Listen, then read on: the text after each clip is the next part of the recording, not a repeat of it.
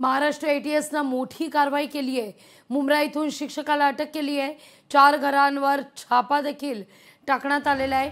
दिल्लीमध्ये झालेल्या स्फोटाच्या घटनेनंतर देशातील सर्वच यंत्रणा सतर्क झालेल्या आहेत। आपण दिल्लीतली सुद्धा थेट दृश्य ही पाहूया। दिल्लीमध्ये देखील बंदोबस्तात वाढ करण्यात आलेली आहे।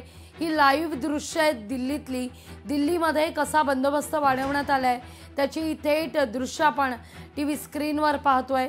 दिल्लीतल्या स्फोटाच्या घटनेनंतर देशातील सगळ्याच यंत्रणा या सज्ज होताना दिसतायत। महाराष्ट्र दहशतवाद विरोधी पथकानं एटीएसनं दिल्ली स्फोटानंतर मुंब्र्यामध्ये कारवाई केलेली आहे आणि यात एका शिक्षकाला अटक करण्यात आली आहे।